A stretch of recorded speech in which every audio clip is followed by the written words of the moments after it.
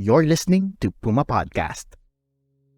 Hi, I'm Bella Perez Rubio, Puma Podcast for Teka Teka News.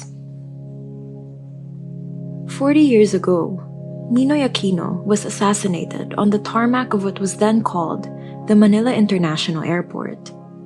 The van that carried his body away played a crucial role in this historic event, but had long been forgotten in the ensuing decades. This Ninoy Aquino Day, let's listen to an episode from our other podcast, WhatsApp, Araling Panlipunan Rebooted. The WhatsApp crew interviews Carmelo Crisanto, who is the executive director of the Human Rights Violations Victims Memorial Commission. He took the crew to the iconic van, whose restoration could mean a more immersive and impactful museum experience for future generations.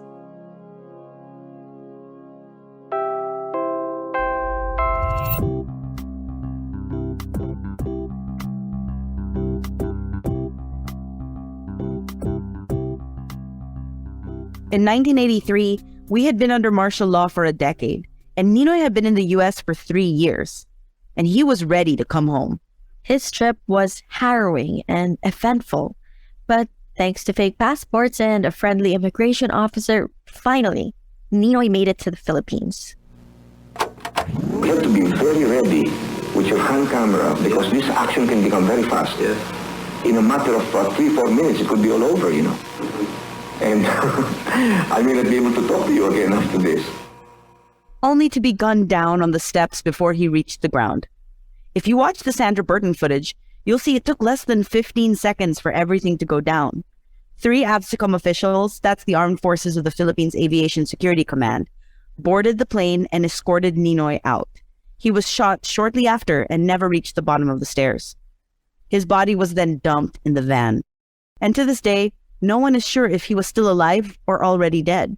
We all know the picture. We have seen Ninoy in that brilliant white suit. Behind him, Rolando Galman, his supposed assassin, is also visible. And clearly in the background, you can see a dark shape of a van with the word AVSECOM printed on it. AVSECOM, short for Aviation Security Command. It's mentioned by newspapers in passing in their articles about the incident. His body was retrieved from the van and the rest is history. Ninoy Aquino's body was marched through the streets so people could pay their respects.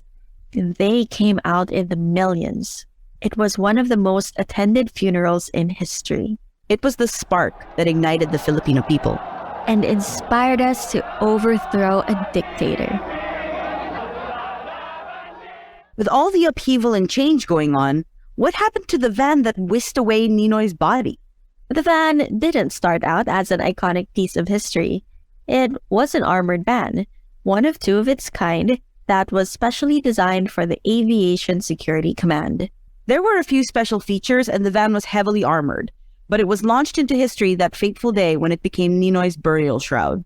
Here's someone who has followed the van story for decades. I'm Carmelo Crisanto. They call me Chuck. I'm the Executive Director of the Human Rights Violations Victims Memorial Commission. Or more commonly known as MemCom. Our mandate is to build the Freedom Memorial Museum according to Republic Act 10368 and to present the lessons and the learnings of the martial law period to as many of our school children and of the Filipinos in general. It's his job to make sure that we #never forget. Here, Sir Chuck is talking about the last time the van was featured in an exhibit. After Ninoy died, the last exhibition of that was in 1984. After that, nawala and it was in a junkyard.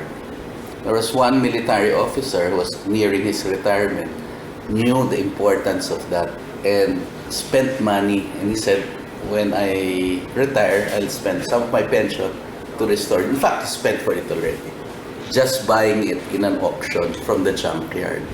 Unfortunately, he got cancer, so all of his money was spent on his health, and the story goes, as he was going to die, he told his wife, sorry, ito lang mapapamana ko sa'yo. Of course, the wife, the junk. And it stayed there, junk lang. Until he had only one line in his last will. hopefully you'll find someone who will take care of this. For years, the van was abused, fell into disrepair, and got vandalized. People even used it for target practice. You can still see the holes from the bullets. But thankfully, it was found. And he was going to make it the centerpiece of a new museum. A museum to memorialize martial law and those who fought against it. But the van was in bad shape. So Sir Chuck has been working on restoring it properly, with the help of some trusted experts from the University of the Philippines. There are still some repairs to be done on the van as of this episode. Unfortunately, the welder fell ill and cannot see very well, so he cannot do it. So I'm in search of another contractor who is used to restoring armored vehicles. We went with them to a secret location. We want to tell you where, but it's best we don't. And there it was.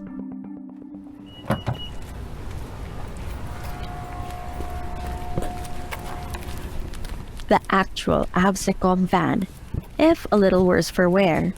The van is bigger than it looks in pictures, which is weird because it's normally the other way around. It's covered in dust and debris and graffiti, and it no longer runs. But this is how they transported Ninoy's body away from the scene of the crime. This van that we were standing in.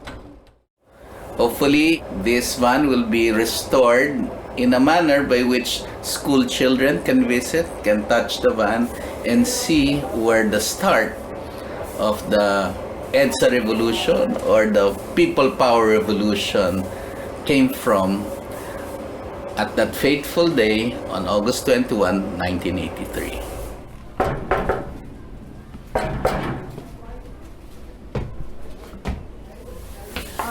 Nandito kami sa loob ng AVSECOM van. In terms of the height, it is less than 6 feet tall. I'm 5'2". I would say this is only the roof right now. It's partially collapsed. And the roof of the van right now is about 5 feet 6 inches high where I'm standing. It wasn't originally like that, but nag-cave in na yung bahagi ng ceiling niya. Kasama namin ngayon si Sir na nakaupo sa isang bench kung saan siguro umupo ang mga dating, ano po sir, mga security personnel. Saan kaya? Where are we speculating na hinimlay si Ninoy? Here, we're standing Where on. you're sitting, right there. Because he was dumped here. He wasn't like brought in delicately. He was Yeah, just... just dumped. So here. His face must have been here. It's not a tall person, you know. And to describe it for our listeners, no, this is not a comfortable van. There are no proper seats, no cushions, no comforts. It's the only thing really that you can sit on is a box na provision kung saan dumadaan yung gulong sa ilalim. It's very thin. Yeah, the floor is hard. And the sides of the truck really feel like a building. Very fortified. It was so hard to believe we were just standing there where history was made. And it became even clearer what his last moments were possibly like. Ito siguro yung kung saan yung gulong eh. So, siguro na dito sila nakaupo. Makita nyo sa van, may mga butas. So yan ang lusutan ng baril. Tapos nung unang nakita ko to, maraming ano-anong graffiti dito.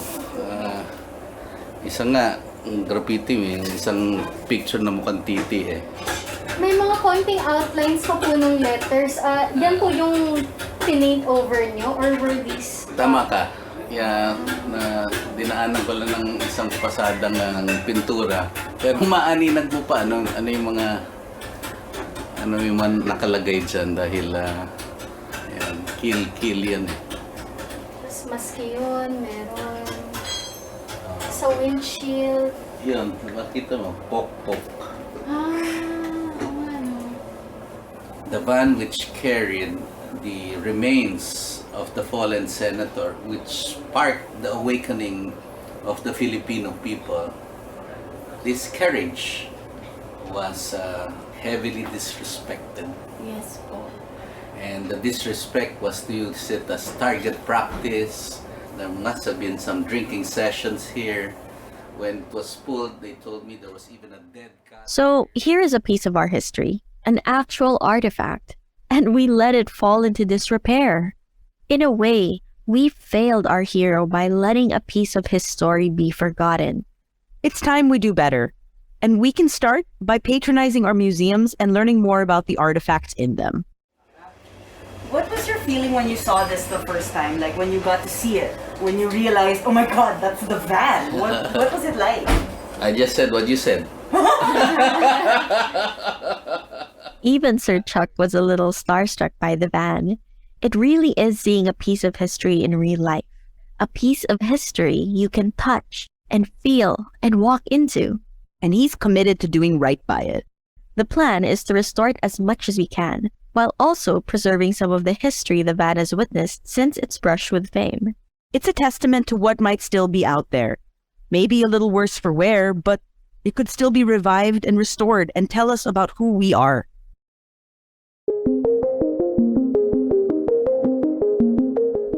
The van is being positioned to be the centerpiece of an experiential exhibit at the upcoming Freedom Memorial Museum. It's going to be built in the UP Diliman campus, but because it's still in its planning stages, there's nothing to visit yet. Hopefully, it'll be up and running soon.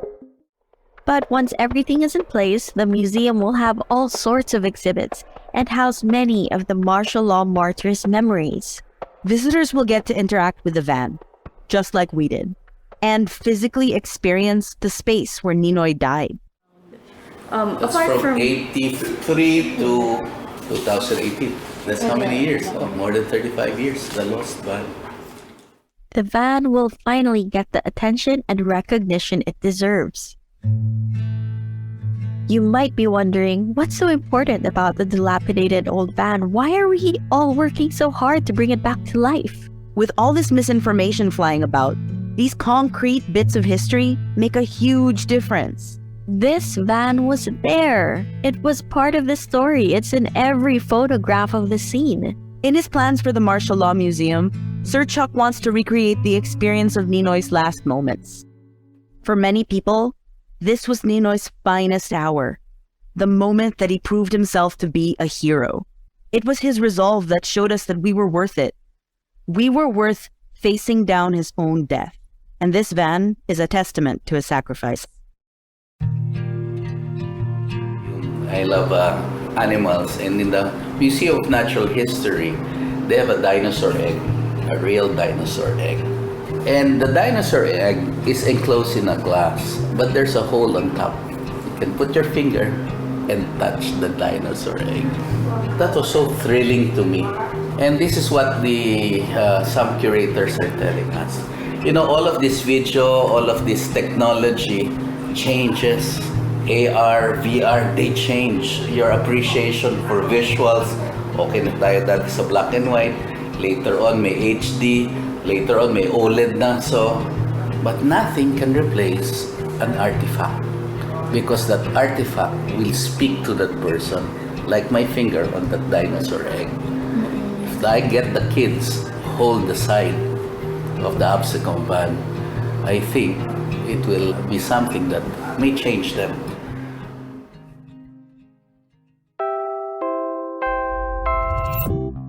And that was today's episode of Teka Teka News. Again, I'm Bella Perez Rubio. For more episodes on Philippine history, search up WhatsApp, spelled What's AP, Araling Panlipunan Rebooted, on your favorite podcast app. Maraming salamat po.